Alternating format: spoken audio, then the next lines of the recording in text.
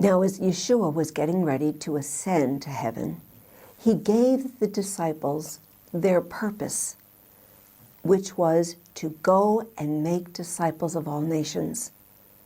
But what most people don't understand is there was a very important piece of that making disciples that most of the people in the church are unfamiliar with.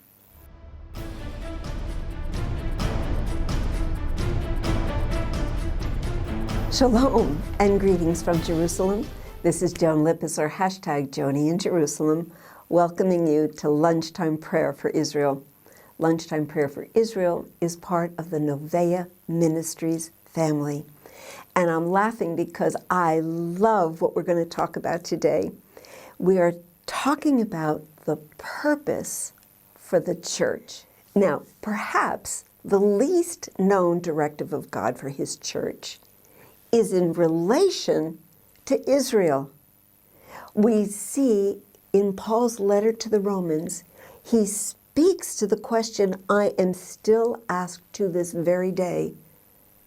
Is God through with Israel? Did he finally reject her because of all her rebellion? Well, let's look at Romans 11:11. You can just hear Paul say, he was asked the question, I say then, have they stumbled that they should fall? Certainly not. It's the title of my book. Certainly not. But through their fall, here we go, to provoke them to jealousy, salvation has come to the Gentiles. You cannot make disciples without including God's unique relationship with Israel. To neglect that relationship becomes replacement theology.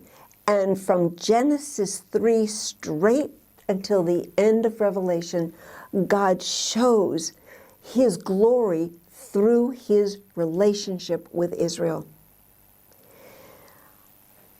I was provoked to jealousy. And that's my story. God sent a man, his name is John. And John knew my God better than I did.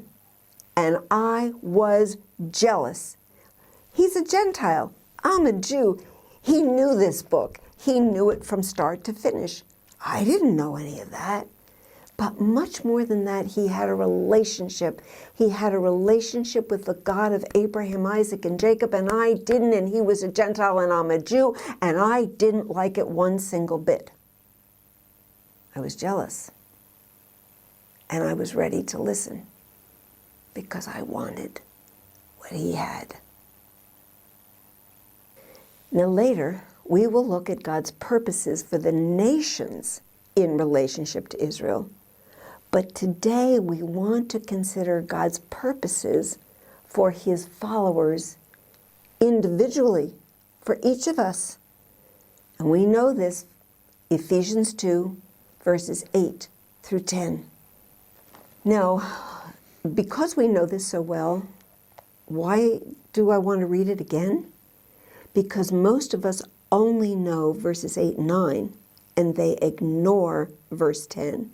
So, let's do all three. For by grace you have been saved through faith, and that not of yourselves. It is the gift of God, not of works, lest anyone should boast. Here we go. For we are his workmanship, created in Yeshua HaMashiach for good works, which God prepared beforehand that we should walk in them. God created the works, then created us to walk in those works. Do you ever think about that? That's what it says right here.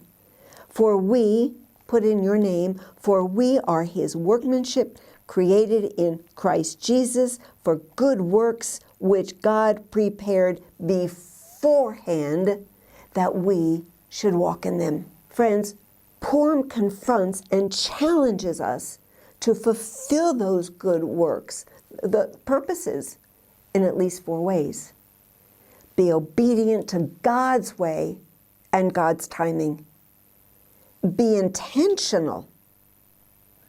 Trust God for the results and obey Him.